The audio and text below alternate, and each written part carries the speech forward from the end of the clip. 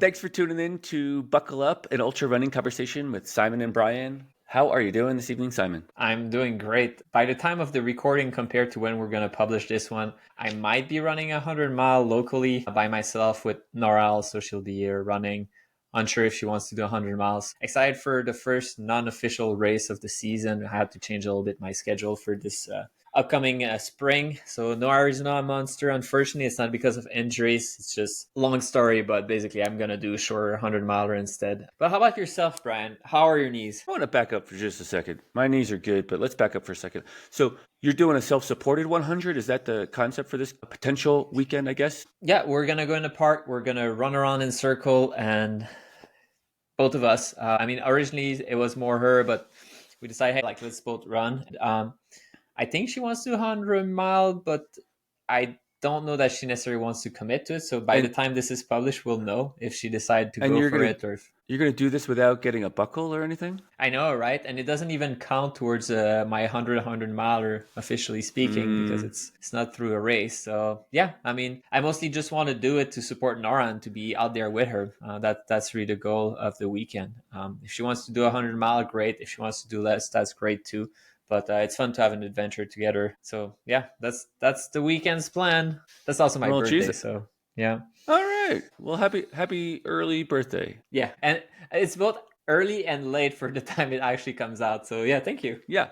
Right now it's early, but by the time the episode comes out, your birthday will have passed and you'll have been a year older.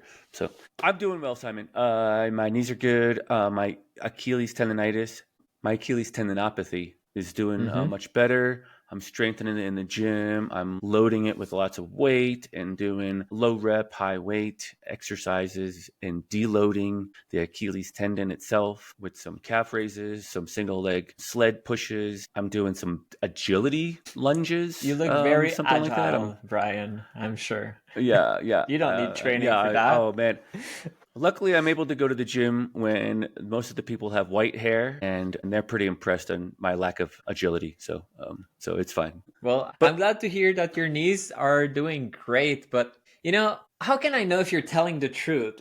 You could just be lying right now. I don't know that. So I think we should bring someone special today that can tell us about your knees. Well, I do have the real deal. I have the guy that's gonna prove that my knees are good, and that is Brian Burkhardt from Range Physiotherapy. He opened up a new practice here in Glenwood Springs. He's new to the Valley, newish to the Valley. He's been around Western Colorado for a little bit, maybe a couple years or so, but new to the Roaring Fork Valley, the Aspen Valley corridor here. And I met him at physical therapy, and you'll find out that it was just a random chance encounter, but it's been great. I was really worried that some physiotherapist was going to tell me to stop running or that I run too far, which was not the answer I was looking for. So I was really pleased to have met Brian and for him to say, how can we get you running again healthy? Yeah, which is really important because running is important for a runner. And of course, you don't want to do that at the detriment of your health in general, but just stopping running altogether sounds like a pretty drastic measure sometimes. And the reality is, I think people look at different sport and they don't necessarily see running as a sport where you're pretty at high risk of injuries. Now, it doesn't mean they're chronic injuries. It doesn't mean it's bad for you long term, but injuries are relatively common. And I think any runner will experience some type of ailment or injury at some point. And that's really what we wanted to talk about with him today. Instead of, having hearsay and the myth, and you go on Facebook and say, hey, I have this problem, can you help me out? I felt it was important to talk with someone who's a professional and also running some of the myth or some of the things that we typically hear about how to deal with various issues. Yeah, science-based and medical-based rather than just hearsay-based. Yeah, that's right. We posed a couple questions. What are the typical injuries and how can we help prevent them in the future? And so the conversation, we do go on some tangents here and there. That's my fault. Sorry, for you guys. And I.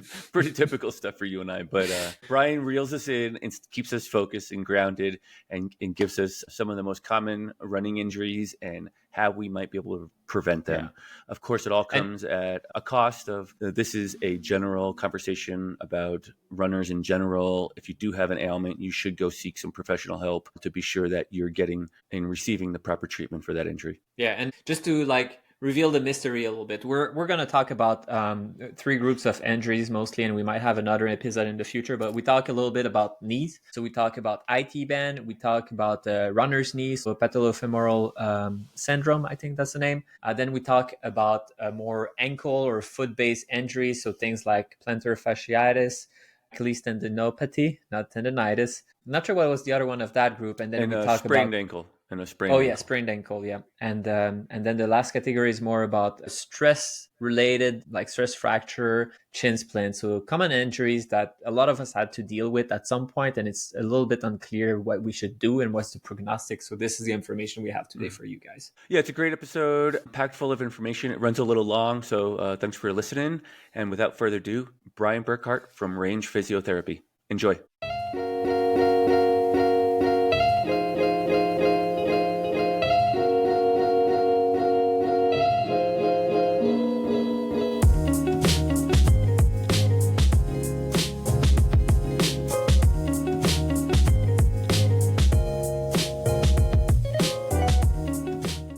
Thanks for tuning in, everyone. We have a special episode and a special guest today. We have Brian, who's Coach Brian, physiotherapist. Brian, thanks for joining today. Thanks for having me. Yeah, so Brian, let's start from pretty basic. Can you tell us just a little bit about yourself? Yeah, so I'm a physical therapist here in Glenwood Springs, Colorado. I've been practicing physical therapy in Western Colorado for about 8 years now. I got into physical therapy via running. So Joe Yuhan, who is a columnist for I Run Far for a number of years, was a top 10 finisher at Western States, was my physical therapist in Oregon in 2012, 2013. And I had some physical therapy before that when I was running middle distance track in North Carolina.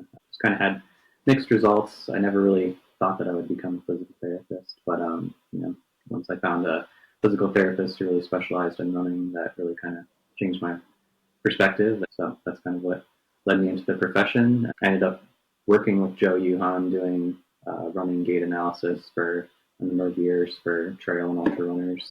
I've done probably hundreds of running gait analysis on lots of different runners, and that's definitely like kind of my specialty and what I enjoy doing. Yeah, thanks. And we really appreciate actually having someone who's specialized in runner, because I think sometimes when it comes to physiotherapists, you have generalists that are a little bit broader, but having someone who has really a lot of experience running himself, but also treating runner is very valuable. And I will have a lot of questions for you. In particular, is running bad for your knees or not? That's going to be like one of the big questions I do want to hear. Now you're based in Colorado, and I think you started your own practice. Yeah, so I started my practice, Range Physiotherapy, last September. I still work at Valley View Hospital, where I kind of see general broad-based orthopedics as well. And yeah, mostly just trying to treat the running and endurance population here in the Roaring Fork Valley, because there's no one really doing that. And as we talked about, I think there's a lot of runners and endurance athletes in this valley. I think there's definitely a need that needs met. Yeah, that's right. There is a pretty strong contingent of athletes in the Roaring Fork Valley. Western Colorado is pretty stacked with athletes. We do have a need for it in our valley. And I was really excited to meet Brian, because I was actually regretting meeting Brian, thinking he was going to tell me that I need to slow down running or stop running or I run too far. And it wasn't the answer I got. So I was really excited to work with Brian and hear him out there after we met. Coach Brian, I think you're running slow enough already. I'm not trying to throw shade, but I don't think speed is the problem here. I think the distance is the problem. Maybe we'll see. We got some questions for. These are fighting words. I'll see you on the trail, Coach Brian. All right. Not this year, though. Not this year. That's true. Well, I do think it is important to have to find a medical provider who doesn't tell you to just stop running or stop doing what hurts, especially with the running population, because one wants to hear that. Yeah, I mean, can I tell a super random story? And I'm sorry for interrupting, but like that touches me, because so I used to be a pharmacist, so I had patient before, and when I was training in pharmacy, I remember my supervisor when I was still a student. There's this old lady that came to the pharmacy, and it's half of the problem, and it's very related to ultra running. People will understand my background, villain origin, but half of the stories when you're in the pharmacy is about not being able to poop or pooping too much. Like that's half of what you do. And this lady came and she told like my boss or my supervisor, like, every time I drink Diet Pepsi, I have diarrhea. What do you recommend? And he just said, well, how about not drinking Diet Pepsi? That was not the answer she was looking for, even though that made a lot of sense to me. But I learned a lot about the human behavior and what not to say to patient on that day. She was furious about that answer, which was quite sounded, honestly. So then we did show her other product. But yeah, so telling runner not to run is not necessarily the best way to actually have patient compliance. So I can relate. Sorry for the tangent. Very good. Yeah, absolutely. And I think just with any human relationship, it's helpful to connect with someone who has similar experiences and can walk the walk and talk the talk. I started doing ultra marathons 12 years ago. Most of the last 5 years or so, I focused on schema racing, but I did do the trail marathon in October. So yeah, still very much involved and enjoy the sport. Yeah, I'm grateful for the clinicians that have helped me be able to keep doing what I love. That's why I wake up every day and do what I do, is to help people keep doing the things they love. Sort of random question for you, Brian. I feel fortunate to have found you because you're right in the space that I'm in and helping me get back to what I love doing. How random was it that we met, though? Did Valley View set us up, or was that just completely Totally random? Yeah, which is surprising because there is 16 to 18 therapists in our practice. It's by far the largest clinic I've ever worked in. So yeah, it is somewhat fortuitous. Do you have to go, Simon? It's not on my end. That's downtown Glenwood. That's at your house? Yeah. That's at your Brian. I live. Reschedule this. I live a block from the fire station. Oh, nice. All right, we'll move on. So it was super random that we connected. Yeah, it's good to know. I didn't know if there was any process, like somebody read the file and was like, "Oh, this guy's a runner with a foot issue, and Brian's our running coach." We do have kind of a list of like specialties as far as like what people refer to, but I don't think that we necessarily have that level in that list. But it is very odd because since I started my practice, I've seen like numerous or met like numerous track coaches or running coaches as patients or just in the community. So yeah, I don't know. It makes me feel like I'm headed the right direction and doing the right thing. Or us running coaches just don't know what we're doing and just keep getting injured. Possibly. But yeah, I'm hoping that, the more the word gets out about my practice, that, runners will be able to find me and know that there's a reliable resource for them locally. We had a couple questions for you today, and of course, the caveat is always like this is a podcast about ultra running. We're speaking to the general public, so none of your answers, everyone should seek medical advice before taking advice from our show and consult a professional in your area where you live. But we're just randomly kind of like scratching the surface of some general topics of ultra running and what Brian's able to help us out with. And one of the starting question is, what is the most common injuries in ultra runners and how can we prevent them? So I guess it's a two-parted question that we could maybe just dive into a little bit. I think the how can we prevent them is that general part once again. Sure. Yeah. So there's the way that I kind of group this together is often like by body part. And the second part of the question is how we treat it. A lot of times, like the answer ends up being the same. A lot of times we see that, there's common weaknesses that may manifest as either an ankle problem or a knee problem. So I think that the second part of the question, will be a little bit more straightforward. But to kind of start, so just appreciate the disclaimer there at the beginning about pursuing medical advice. And really, I feel like my job as a healthcare provider is really to just provide what information and data that we have that exists and let patients, kind of make their own decisions. That being said, like I'm referencing the Ultra Endurance Sports Science and Medicine, which is a group that kind of specializes in research with ultra endurance athletes. And so a lot of this is coming directly from an article that Kodai put out on their site. So I would say by far the most common is runner's knee, or also known as like patellofemoral pain syndrome, which is pain in the front of the knee where the kneecap is. So up to 25% of ultramarathon runners will experience this, which is pretty incredibly high. And within a race, like up to 16% of runners will experience this at some point. Coincidentally, I'm studying for the orthopedic board exam on Saturday. A lot of this is actually information that I'm also studying for that, as far as like what is the A-level, B-level evidence as far as like how we diagnose and treat these conditions. So for patellofemoral pain syndrome or anterior knee pain, the highest level of evidence is for quadriceps and hip or gluteal strengthening. So we can kind of dive into more details later. There is also some evidence to support that having insoles or orthotics can be helpful for this. As far as like the acute phase, say you're experiencing this in the middle of a ultramarathon race, they recommend Tylenol or acetaminophen. Yeah. So just to help people, so what would I experience? When should I suspect that I have patellofemoral or I have runner's knee? Yeah. Like what kind of pain and what level of pain would be indicative of that and would be indicative that maybe I should see someone? Yeah, I would say, it's usually going to be like a mild or moderate amount of pain, and it's usually right under or right around the kneecap area. So it's usually pretty localized to that area. Interestingly, when it comes to pain, it's kind of a matter of where nerves are. So there was a lot of times like knee pain can be localized to that area. It's very non-specific.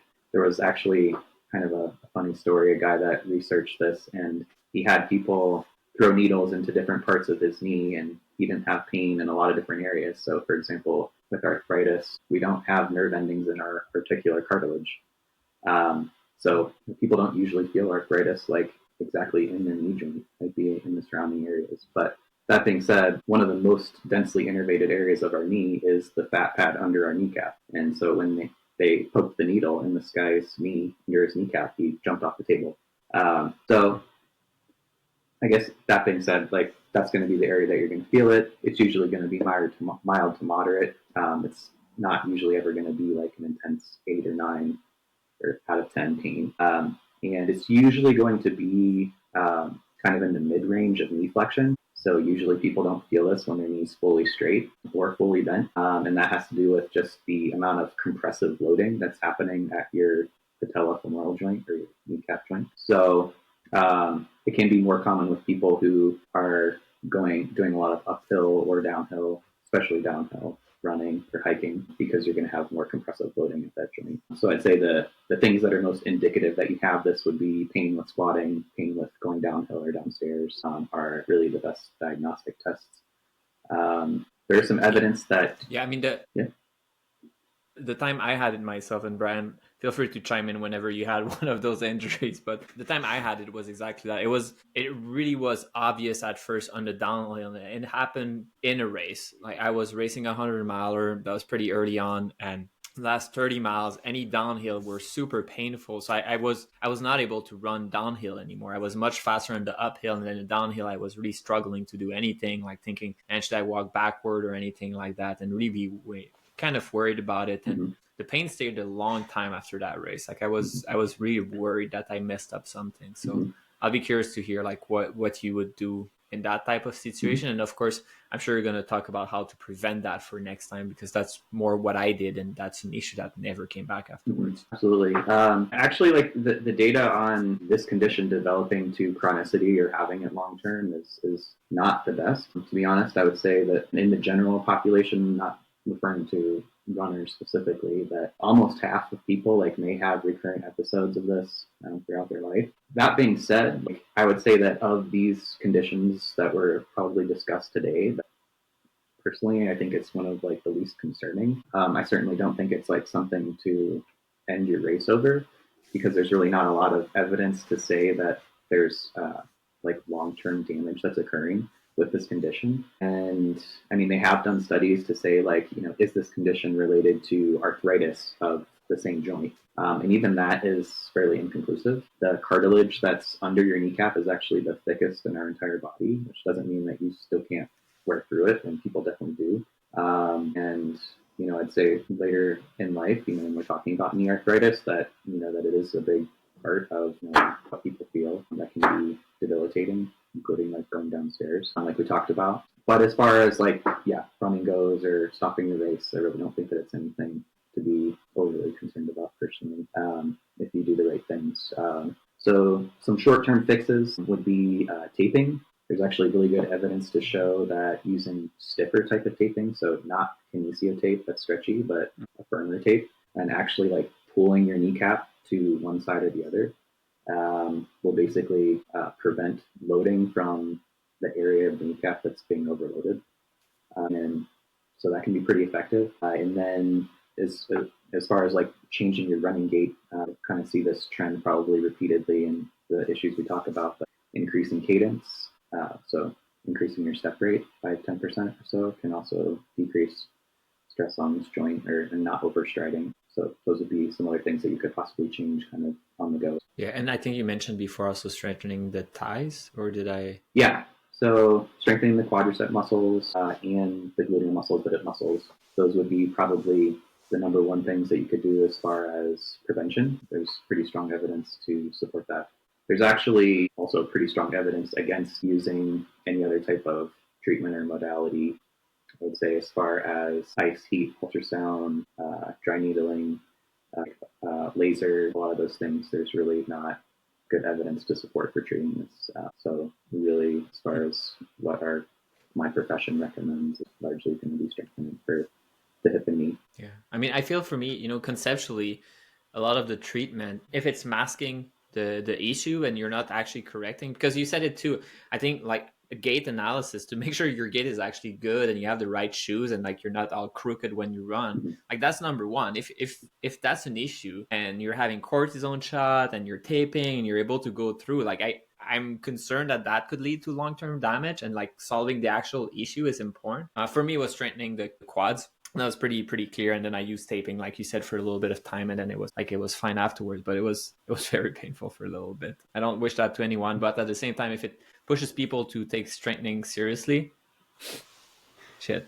that's good. I have a question, Brian, and it's another tangent, unfortunately. But Simon just mentioned like we do that. Your gait analysis in runners, and you've done a couple hundred, you said, or something along those lines. And so I get to the starting line of an ultra, and they say go, and we're all together for the first 2.5 miles or so, or roughly clumped together, and I see all sorts of gaits, and so I feel like running is like sort of like my gait is personalized to me on what makes me efficient. Can you speak to that a little bit about how gain analysis works in a running form? Like it's not like a swim stroke, I'm going to say. Like it's not like swimming, like a skill where we're all trying to do the same exact thing over and over. I think running form's a little bit different, and it's maybe more personalized to the length of my levers and the way my body moves. Yeah. Am I correct in that? Yeah, I think it is something that's fairly individualized. Someone with shorter legs probably is going to need a faster turnover. I mean, if you watch 100-meter sprinters, I mean, there's some pretty fast sprinters that are not very tall, but they have incredibly fast turnover. So it's going to be, different even on that end of the spectrum. People with longer legs are, maybe going to have to take less steps if you're uphill hiking.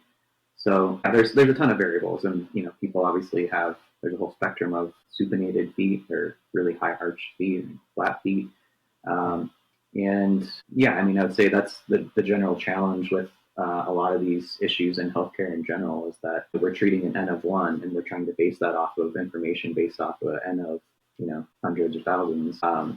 We're trying to move in the direction of having treatment-based classifications where rather than like patellofemoral pain, for example, the latest guidelines breaks that up into 4 different types, and overuse is one of those. Weakness is another group, and then there's people who have like movement abnormalities, let's say, which kind of goes into like the running form. And so that third group would be people who have excessive knee valgus, is what we refer to when the knee is diving inwards too much. And that would be something that we would look for in, say, a running gait analysis if someone's coming in with patellofemoral pain, for example. So I would say, typically when we're doing a running gait analysis, it's kind of a piece of what we use as a tool when we're treating someone with a condition. And that would go along with checking their range of motion and strength and several other things. So yes, I think there's room for individual gait and strides, and for the most part, I think the research shows, even for pronation, supination, those types of things, that there's a wide range, and that people that don't have any issues. But when people do start to have pain and issues, like that's when I think it's really useful to take a look at, okay, like where is there an abnormality that we can address? Yeah, and That makes total sense. Yeah, thanks for that. I'm curious if I understand, because like it's a lot of big words for someone who speaks French, but like I made a drawing, and this is from the front, right? Like the runner is running, and what I see that sometimes I'm concerned is I look at someone's knee, and then it kind of goes inward when they're landing, instead of like if you would put a camera in front of the person, you see the knee every time going like this, and that's what kind of concerns me. But that someone is like landing mid-foot or like toes, I'm like, oh, come on, I don't care. But that's the one I'm more concerned about, and I thought that was the problem. So is that what you're describing? Yes, yeah. So like basically being knock-kneed is maybe kind of a more common term that people might understand. So if you're running and your knees are constantly hitting each other, that's probably a good sign that there's probably too much knee valgus, or what we'd call femoral internal rotation, or basically where your thighs are turning inwards too much, is usually one of the things that can contribute to that. It's usually one of two things. So it's either gluteal hip weakness, which is going to kind of pull your knees more outward, or it's going to be overpronation, where your foot and ankle are collapsing inwards, and that's causing the knee to kind of dive inwards together. So, and I would say that kind of ties into what we may talk about later as far as like the areas of strengthening. And it really comes down to, if you want the best injury prevention for running, it's going to be usually the foot and ankle. And to stop drinking Diet Coke. Yes. All right, thanks for that side tangent. I hope we didn't sidetrack you too much, but maybe we'll get back to the most common injuries in ultra. And we just talked about runner's knee and some taping during the event and strengthening the glute and the quad as a preventative measure. What else do you have on your list? Yeah, so the next one I have, so sticking with the knee, would be iliotibial band syndrome. So this diagnosis has gone through several evolutions in 25 years that I've been a runner. It was like a compressive syndrome, and then it was a friction syndrome. And so the reality is that there are people that thought that you could stretch the IT band for a while. And it seems like as soon as something comes out about the IT band, it's quickly debunked. So, but yeah, what we do know is that, it is highly prevalent in runners. It's about 10% of people will experience this pain on the outside of the knee. And it does appear to be related more to friction.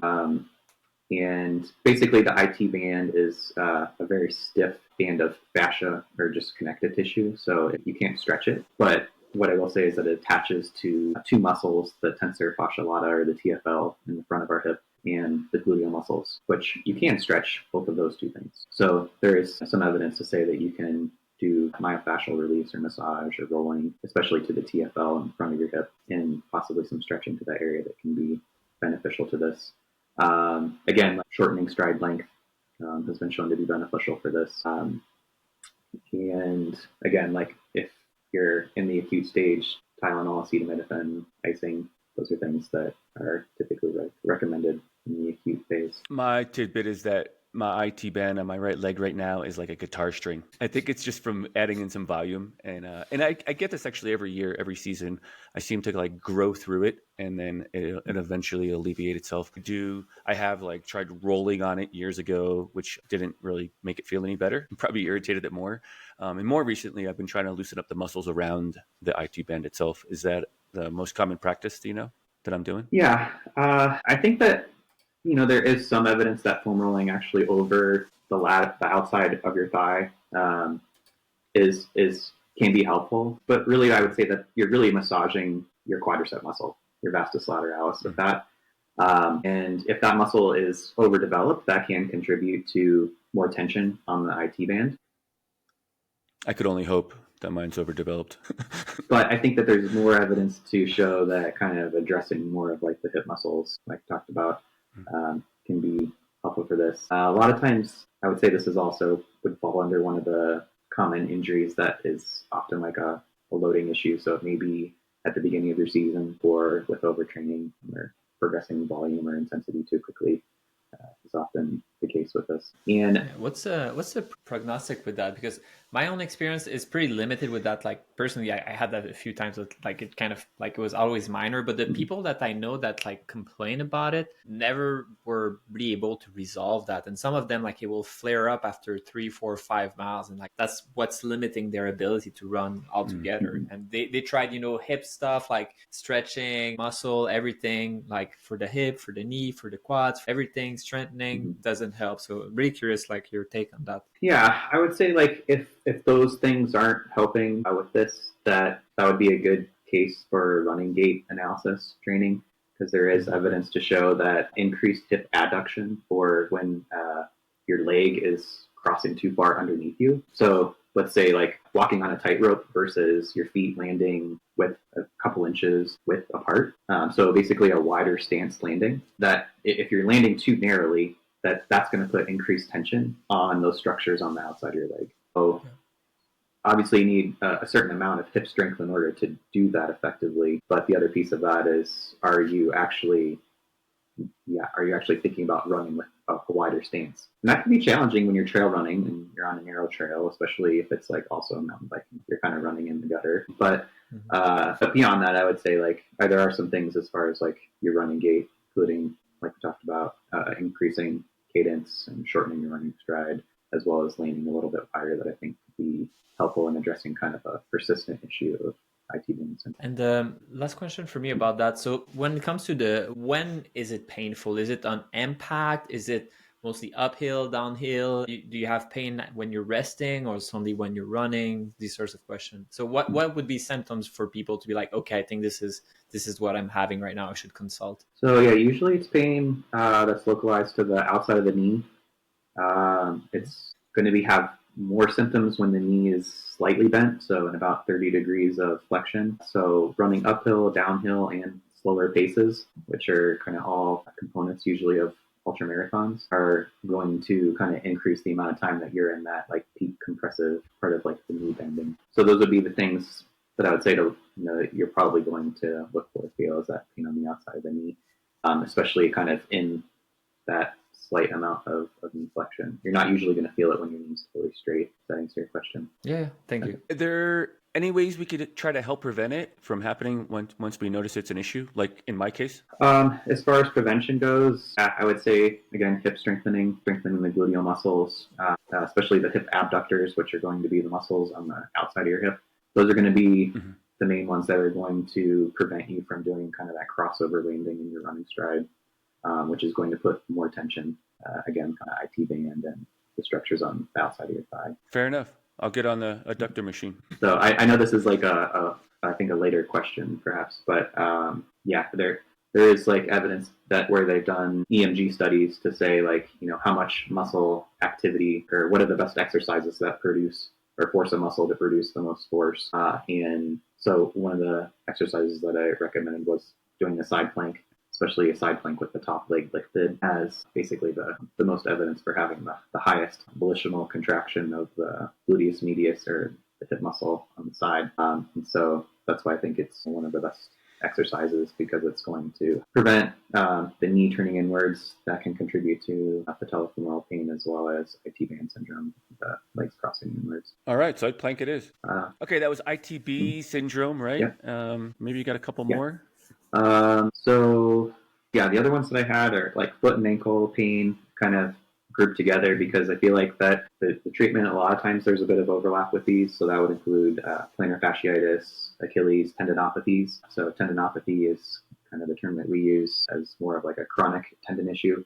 People are more familiar with tendinitis, but we've actually found that most tendon issues are not inflammatory. It's usually more of like a chronic, maybe degenerative type stage. And then lastly, ankle sprains would be very common with trail running as well. So, and I do think that there are preventative things that you can be doing for all of those things. So really the theme for all of those things, something that increases your risk of having plantar fasciitis, Achilles issues, or ankle sprains, all is tight calves. So, Brian, I think I'd kind of like that. Maybe you should present on this one and test your learning. So, but how much ankle dorsiflexion that you have, which is, lifting your toes, is really I'll give you full disclosure to share my file with everyone on this podcast. Okay.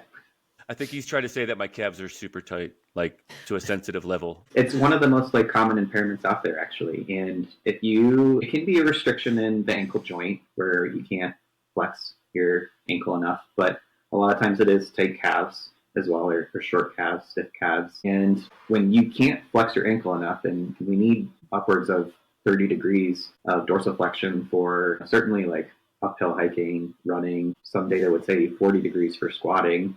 And I would say that most people I see have like,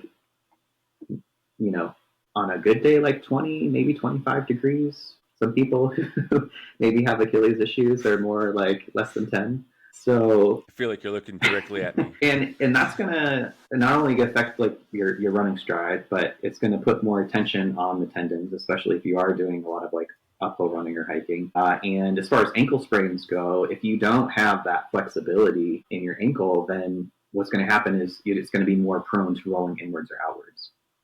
So, and same thing with plantar fasciitis. That's going to put just more tension on the entire chain. So even though it's in a different part of the body, in the bottom of the foot, not in the back of the lower leg, it's still strongly correlated with that condition. So I'd say all three of those things strongly correlated with that lack of dorsiflexion in the ankle. So treatment for that would be calf stretching, or I would say even better would be doing some rolling. Brian, I know I think had some benefit with dry needling as well. And I think one of the best stretches that you can do is actually with a band in the front of your ankle, where you have it anchored to a bedpost or table post, and the band is kind of in the front of your ankle pulling backwards. And that's going to actually mobilize your joint as well as give you a stretch. So that way you're kind of addressing both things that could be limiting that. I know Joe Yuhan recommends that as kind of one of his top stretches for runners. Could you back up for a second, or stick with that thought for a second? Can you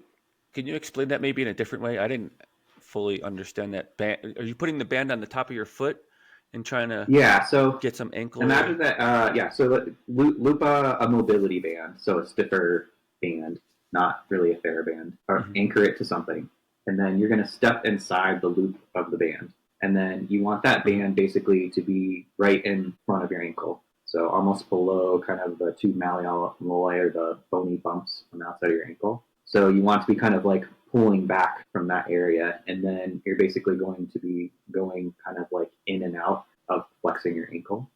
So you could also go into essentially a calf stretch with that band pulling backwards on your joint. And so that's what we call like a joint mobilization or glide. And essentially it's just pushing the talus bone, one of your ankle bones, basically to glide backwards. So sometimes the joint, not your calf muscles, can be limiting how far you can flex your ankle. And so that's basically helping the joint glide and move in the way that it's supposed to, if there's any restrictions. So maybe where you're tying your laces on the top of your shoe?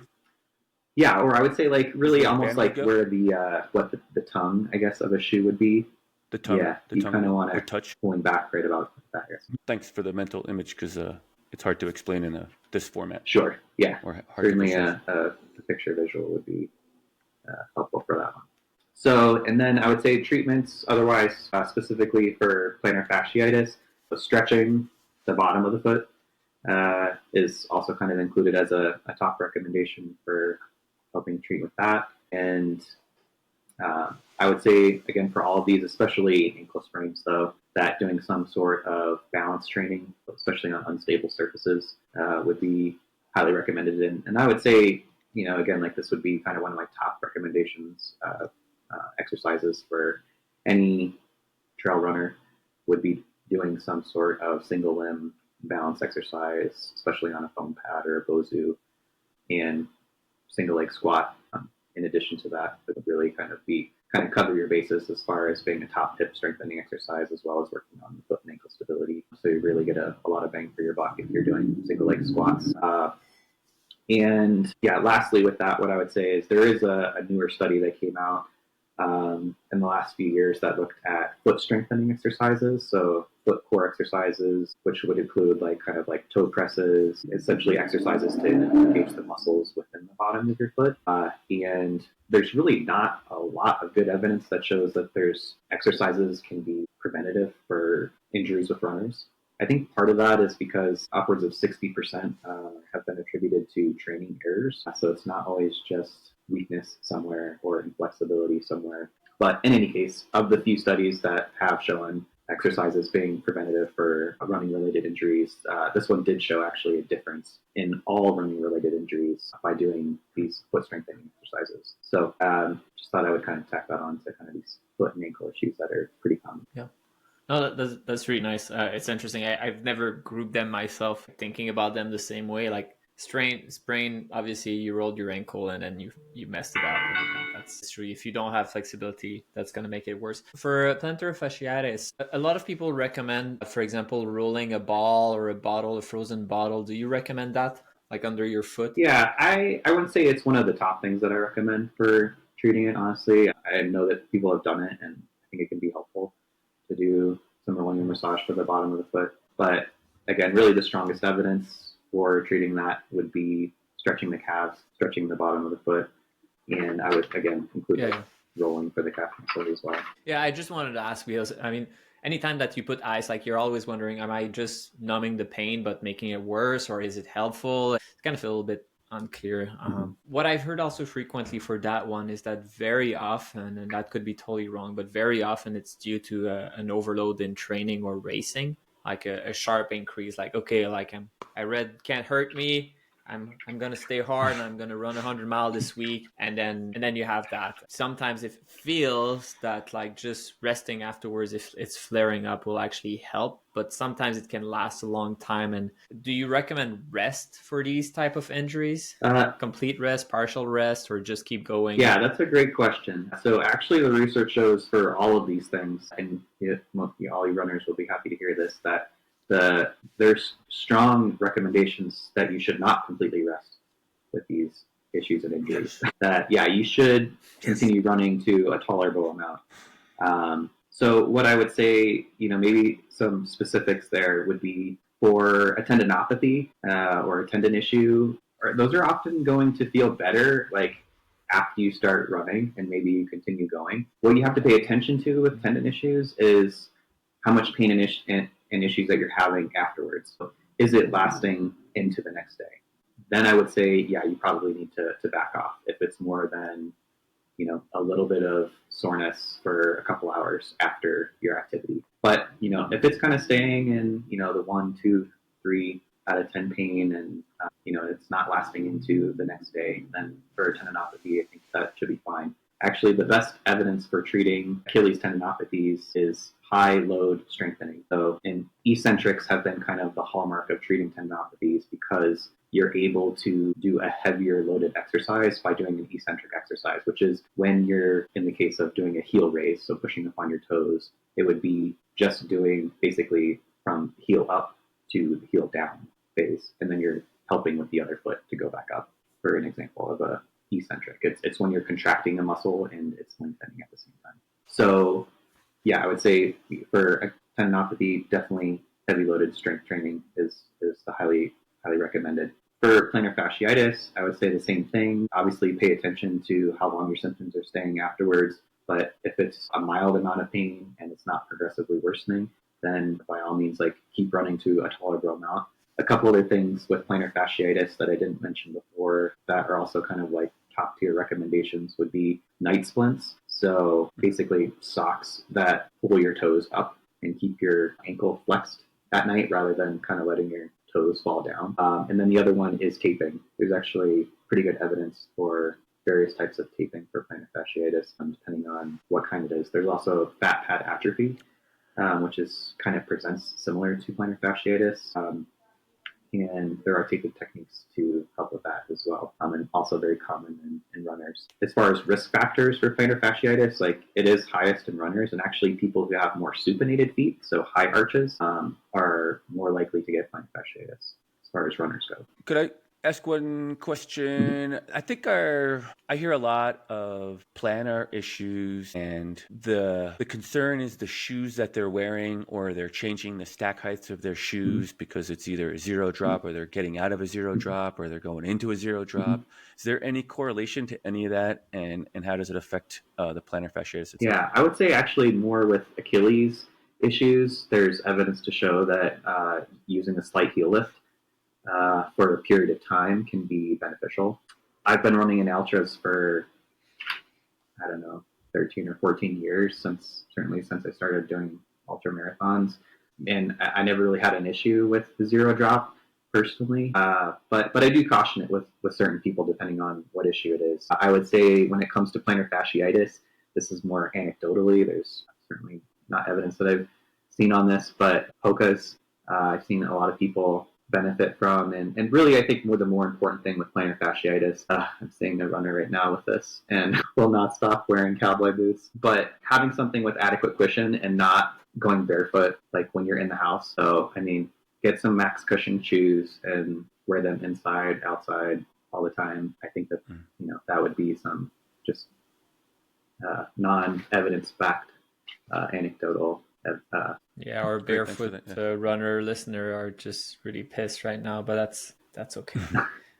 It happens. Well, I think that, I don't know. I don't want the rate of plantar fasciitis in people who run in minimal shoes. I mean, that would be an interesting study. Well, but actually that's almost the direction I was going to go. It's like, I think with any research, so I'm obviously not in physiotherapy at all, but like I am in research, and sometimes you need to be careful about the conclusion that you can take from a research, and like what's the specific question I was asking, what's the bias, because just the partial, like, should we rest, full rest, partial rest, no rest from an injury? Yeah, I would expect that the recovery will be faster if you're not resting, because you're able to run because the injury is not as severe, whereas sometimes the injury is so severe that you have to have complete rest. So there's definitely a bias to like what you actually can do, and controlling for that in a human trial that cannot be double blind.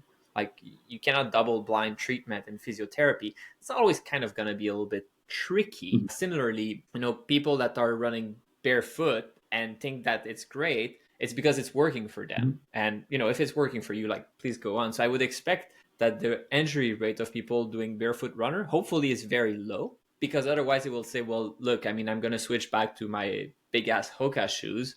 Like that's what people do, but you're going to stick to it because it's working well. So there's kind of a selection bias going on a little bit there that you have to be careful. Yeah. I mean, I think that listening to your body is one of the best things that you can do as far as injury prevention if you're going to be an athlete. I think a lot of people I talk to are surprised that I don't wear a heart rate monitor. Or I don't even own a watch. I haven't owned one in years.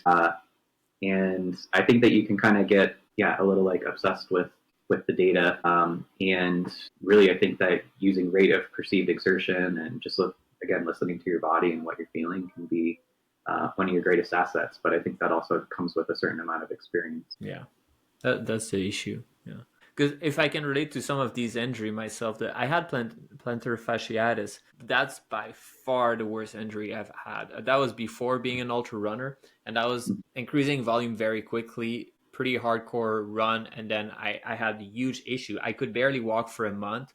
Then I could walk, but with pain for a month. And then I could finally start jogging again. Like it was pretty intense. And I don't think I changed anything other than resting, but it never came back. And I was like, there's no way.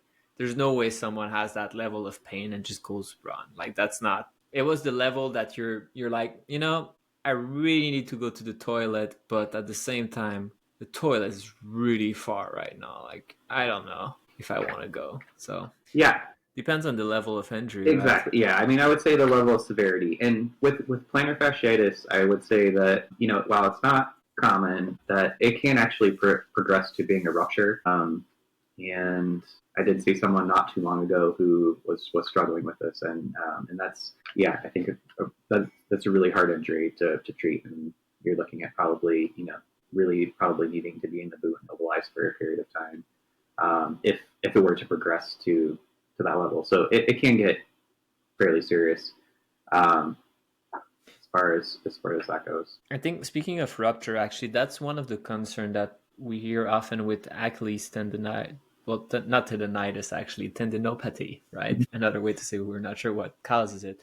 But you hear that pretty often. Like that's the concern that people have is you have chronic, apparently not inflammation necessarily, but chronic ailment there. And then you're going to have a rupture and you're going to need surgery. Is that common? And when should we be concerned that that could happen? So I would say that going back to kind of like listening to your body, it would be, if something's starting to nag you and it's kind of like a mild amount of pain or you're feeling it intermittently, that, that's a good sign that, yeah, maybe you need to modify how you're training. Again, that's, overall we'd say like relative rest. So, that doesn't mean that you need to stop running completely. If it's progressing to where the pain is more severe, so, a 7 or greater on the pain scale, or it's constant, you're feeling it all the time, those are definitely signs that you need to probably take rest a little bit more seriously. And again, I would, still say like bike, swim, do something different. If you can walk. But I would say like as a whole profession in physical therapy, bed rest is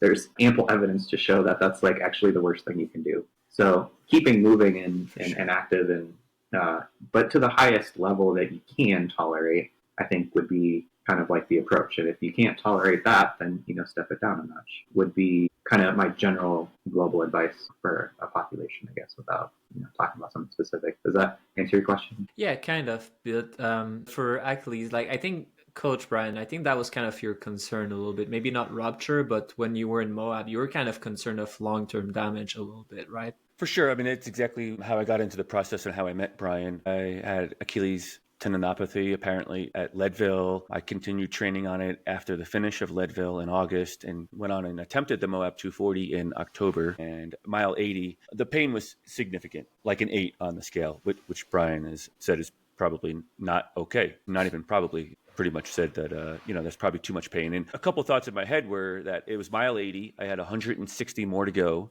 And if it's already an 8, it's not going to get much better, or it may not get better. And I hadn't really experienced that much of the climbing yet in the course. A lot of the climbing was ahead of me. And knowing that my Achilles is more affected with the steeper terrain because there's more flexion in the Achilles itself, I knew it was only going to, or it could potentially get worse. I didn't know what it could do. I didn't know. Really, the thought in my head was like, I want to be a lifelong runner and I don't want to just finish the Moab 240 this year. I want to run for another 10, 15, 20 years because I'm going to kick your ass one of these years, Simon, in one of these races. I like that you keep trying. But so I pulled the plug and got out of it. And then I went to the local hospital. I got the MRI, I got the ultrasound, I got the x-rays, and we started this whole process. And the end game sent me to physical therapy where I met Brian. And now we've been working on the issues and the causes and strengthening the Achilles tendinopathy and kind of dealing with that problem. So I thought I might be rupturing it, but I didn't even know if rupturing was the term or if I was tearing it, if I was degrading it. I didn't know like any of the terminology, but I just knew it couldn't be good. It was a pain I wasn't really ready to continue on with, and I knew it might get worse. I think that's a perfect example of experience and listening to your body. If it's progressively worsening throughout the race, it's not getting better, it's not going away, especially if your pain is continuing to increase. That's a pretty good sign that, you probably should stop because, I guess for me as a clinician, like, I'm less concerned with people winning races and more concerned with like people being lifelong athletes. I think that, so Simon, I was going to mention, I did watch your recent YouTube video on the dark side of ultra running, which I really appreciated. And I think it, will tie into some of our conversations here. But I think it's fairly obvious to me that there's very few people who stay at the top of this sport for very long. And I've seen a lot of people have to stop running completely, including like people that I ran with in college or people that I did ultras with in Oregon for, various injuries. Stephanie Howe, who won Western States, had to stop running because of an Achilles issue and had to have surgery. So, I think that's conversation not to be taken lightly. And I think that, you do need to kind of think about your life as a whole and, not be so focused on this one race that you're in the moment. But, if you truly love running and, for me, like, when I kind of hit my 30s, that's when I really started to kind of like change my perspective. I was pretty hard training on my bodies in my 20s between, running in college and then going straight into triathlons and going straight into ultra marathons. And I prided myself on being the grittiest person out there. And when I started becoming a PT and I started seeing people who, I kind of had this naive perspective that, just I was healthy and that was never going to happen to me, and I was going to run my whole life. And then I started working with more people in their 60s and 70s and 80s who, we're pretty healthy their whole life, and we're runners and we're active, and Father Time does not spare any of us. And I think it's just important to kind of always have that in the back of our mind, that it's like, for me, like my goal now is longevity. I want to be running in my 70s, and I want to be skinning up Ajax in my 70s, maybe 80s. Yeah, I mean, that being said, I think it could tie into your video, Simon, recently on the dark side of running, as far as like the psychological component or addiction component of ultra running, because I think that really ties into this conversation of like knowing when to stop, and being able to control that. And I think like part of that is being of sound mind and knowing that, like, dropping out or failing doesn't make you a failure. And if you miss a day or two of running, like, you're not going to have a mental breakdown. Yeah, no, for sure. And I think it's also recognizing when like slowing down, and it's not just pace wise, but it's volume wise or these things. It's easy to always go too much, like more and more. At some point, it's not sustainable to always do more. And then you need to ask yourself, like, why am I doing that? One thing that I would be curious, and especially if you work with pros at some point or you're closer to them, I feel that someone who like win Western State and get injured, it's easy for me to go back out there, and I was a mid-packer and now I'm a mid-packer but maybe a little slower, but someone who was like top of the game, like I would feel weird in like 5 years racing Leadville, and then Courtney is finishing with me in 29 hours, right? And I think there's also this mental component that they're competitors, like they're there to do really good time and be really fast, and it must be difficult for them to just say, look, I'm not at the peak of my game anymore, I'm just going to go and hang out and have fun, which is much less sustainable than someone who's just like, I'm just having fun right now. Sure, I have diarrhea, but like otherwise it's pretty fun. So I'll stop drinking Diet Coke and I'll be good to go. So I think there's a mental component to that also of what you're trying to achieve, because I understand that what they're doing is different than what we're doing. Right. Like they're going for performance, we're going for sustainability, and you need to understand when you're a non-pro that you're not actually going for speed right now. Like you don't have what it takes anyway. But that's my take. So yeah, I mean, like, to each their own. Intensity matters, I would say, just as much as volume. So I think that you're correct in that. And that article that I sent you about rates of knee osteoarthritis, it was the elite level runners who were the only group of runners that had higher rates of knee OA compared to the sedentary general population. And yeah, when you're running at high speeds and you're going to have higher impact forces and less contact on the ground, intensity can be, harder on the body. Whereas, like if you're going out, maybe you are doing 200 miles, but if a lot of it is walking or at very small steps, each one of those impacts is obviously going to be a lot less than running a 2.5 hour marathon. So it's a lot to wait. Not necessarily to steal the thunder there on that one, but yeah, maybe we shouldn't talk about it yet. But I do wonder also if they're part of the issues that at a competitive level, you're pressured to ignore these things and you're pressured to use duct tape solution. Like, okay, I have a lot of knee pain, but I'll just get the cortisone shot. So I reduce inflammation for now. And the problem is still there, and I still do too much and I still go too fast, but I can't just stop my career now. So I'll take the cortisone injection, and at first maybe it's every year, and then it's every 6 months, and it's every 3 months. It's the more and more frequent until you're actually not able to do it anymore. And it's because you're actually actively destroying your body. Whereas I feel that an average runner would say, whoa, like I need cortisone shot in my knee. Like maybe I should run less. Like, you're a little bit more willing. Again, like I go back to that, you're a little bit more willing to say, I'll stop drinking Diet Coke. Like it's okay. Like this is not how I make money, and this is not my life. So I can actually step down a little bit. Whereas for them, unfortunately, they can't do that because that's their life. Yeah, absolutely. And I would say that was even myself when I was running track in high school and college. Was I was a Division I runner, but I certainly was, middle of the road, I would say, at best. But I still. But Division I is the best, right? Like for people outside of the U.S., like so they understand. Yeah, like, that's the highest division in the NCAA. In the NCAA, right? Correct. Yeah. But I wasn't in the most competitive conference, and I certainly wasn't, one of the best people in my conference. But I guess, and this maybe is for another podcast, um, but I put all my self-worth basically into running. And, when I was a high schooler, like being like the track star was, basically gave me my self-worth. And so I put kind of my entire self-worth connected to running. And yeah, and quite frankly, I was abusive to my body, like as a collegiate athlete in a lot of ways, kind of like you were describing with elite level runners. And yeah, obviously, like, that's really probably not sustainable. And I think there are a lot of people who are maybe not elite level runners who still, for whatever reasons, whether it's a coping strategy for a mental health disorder or whatever else, I think that can be the case for a lot of people. A triathlete that you guys might remember, Scott Tinley, he wrote a book called Racing the Sunset, and it's about his life from leaving sport and trying to find purpose in his life. It's a great read. I read it a long time ago, and I thought it was really relevant at the time.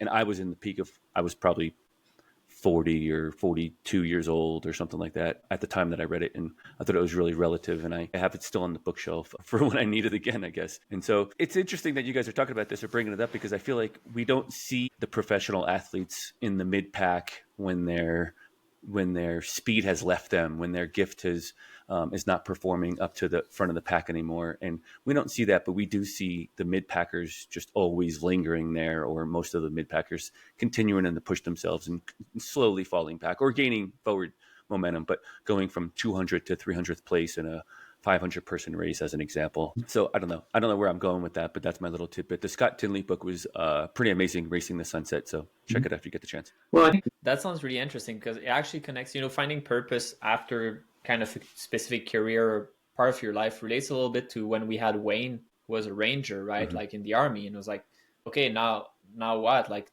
this was my identity. This was who I was. Like everything was about being a ranger, being in the army, being with my buddies.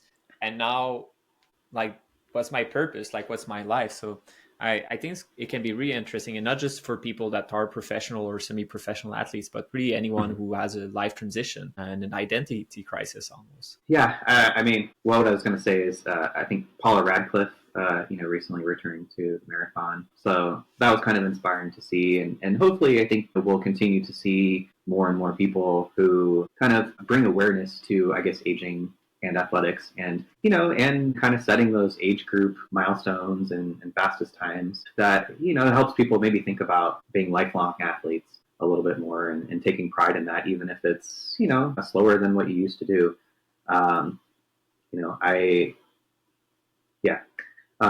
Anyways, I obviously passed my prime as far as like running track and middle distance, and I kind of accepted that. But I mean, I think there's also, you can segue into different sports, and there's always something you can be working on and improving. And I think that's why I'm really, one of the things I'm passionate about with swimming and running technique is, you can always work on your efficiency, even, as maybe your muscles and cardiovascular system are maybe not at their prime.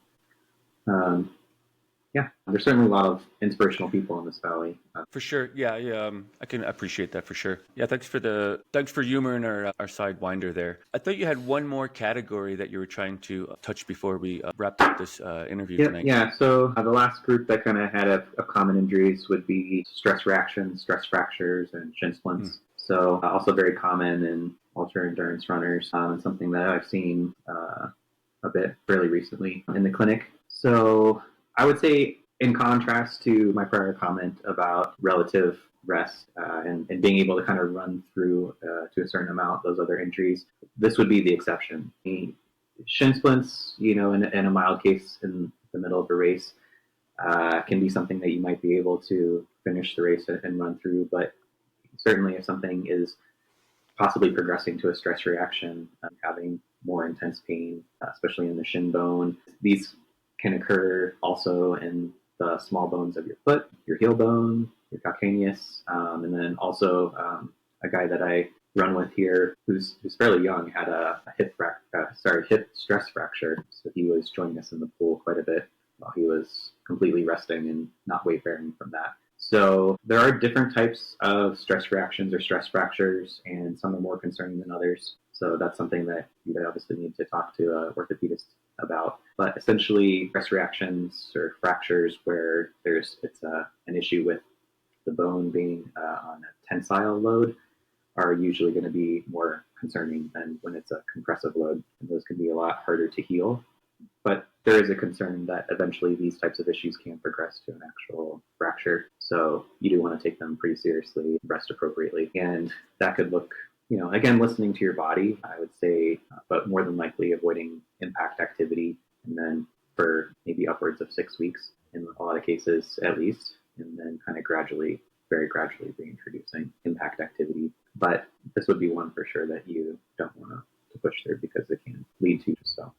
As far as that goes, as far as prevention for these types of injuries go, I would say that proper training and loading, making sure that you're not increasing mileage and intensity too quickly, as well as proper footwear. There's good evidence that having shoe inserts or orthotics can be helpful in preventing some of these injuries. And then, again, lastly, running gait analysis. Oftentimes that would be increasing cadence. Any other abnormalities in your gait that could be addressed would be also helpful in preventing this. So that they can be more common in people who have flatter feet. So again, that would be a cause for having some sort of, it could be off-the-shelf shoe insert that might be helpful. Those would be kind of the common recommendation for those types of injuries. Yeah, I never had like stress fracture in my heel or hip. Like these to me sounds way more serious. I had shin splint, but it was always relatively mild. I feel that's extremely common amongst runner, and that was especially when I was starting out running, increasing mileage, and I could actually that was my way to tell, I think this pair of shoes is kind of done for, like I need to switch. And usually just switching it was enough to kind of reduce the shin splint intensity through like the days and weeks after that. Then it would come back again. I was like, oh, I guess it's time to change my shoes. So it was never super severe, but it was pretty painful, right? Like it's just touching it felt like it was bruised at some point. I was like, man, like is something wrong? I feel you're right. Like smart training for that one, like not increasing mileage too much, not doing too much interval works when you have shin splint.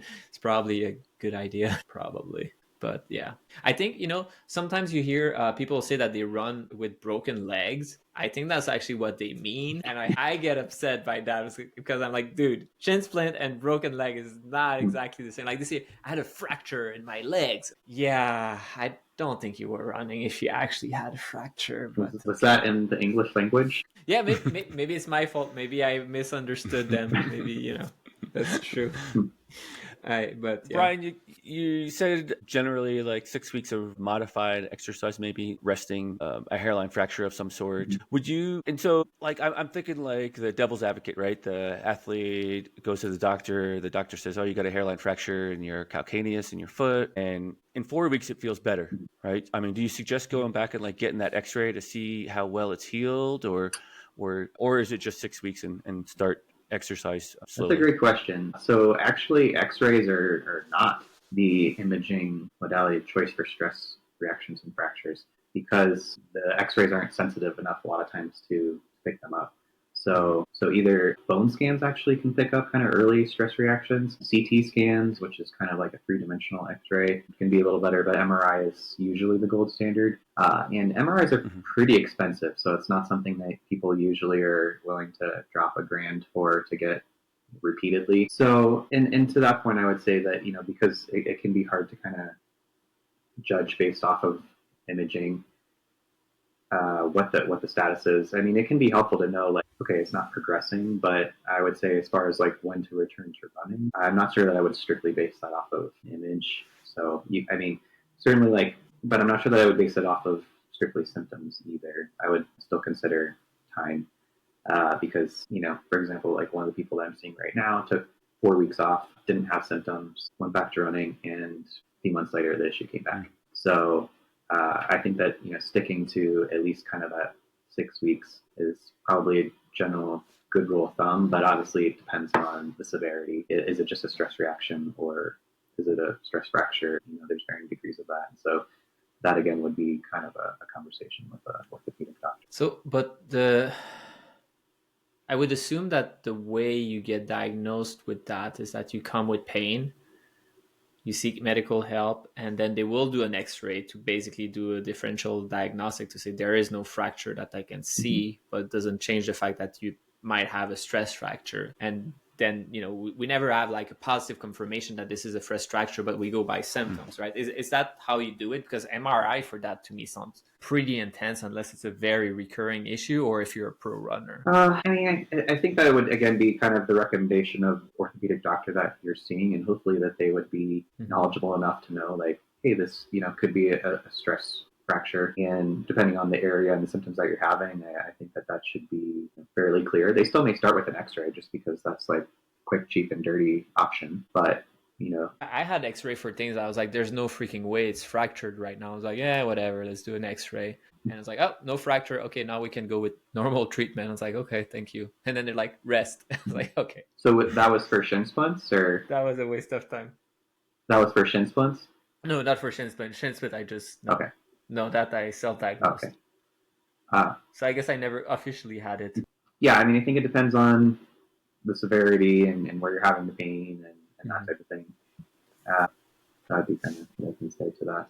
But I think like hopefully like the takeaway with this is that it is going to be something that you should probably be reduced weight bearing depending again on the severity. I think the stress fractures would be hard to have like a preventative measure for. I mean, maybe you have a suggestion for that, but maybe like the shin splints, is there anything we could be doing to like be a preventative measure for shin splints specifically? So we kind of talked about like the running stride modifications. So making sure you're not overstriding, making sure you have proper footwear, and increasing cadence slightly. I mean, those would be things that, as far as your running stride, that you could modify. Like I said, I think the biggest things is going to be that you're gradually increasing the volume and intensity of your running, and gradually increasing volume first, and then later on in your training cycle increasing intensity. And that's not going to be foolproof either, I would say. Certainly, I've treated people who've been very experienced runners who have still dealt with these. There is like another component that I didn't mention that might can be tied into this, and that would be that there can be some metabolic or genetic factors that can tie into this, as well as I think is more common in like perimenopausal women, can have higher risk of this. So obviously those are things that you can't change, but still possibly to be aware of. But tied into that would be that there's kind of this like energy supply. I'm trying to think of the term that they use, but basically that you're getting adequate nutrition reflective to the amount of training that you're doing, making sure that obviously you're getting enough complete protein and good diet and that type of thing. That would definitely be an essential preventative component to this type of injury. Thanks so much for the information. I sure learned a lot, and listeners can get something out of it. We have discussed offline like a 2-part series, so we hope to have you back soon and answer some more questions, because this has been great conversation. We ran a little bit long, so I appreciate you sticking around and joining us for this evening. Brian, thanks so much. Well, thanks for having me, and I look forward to the next time. And I'll see you next week. Good.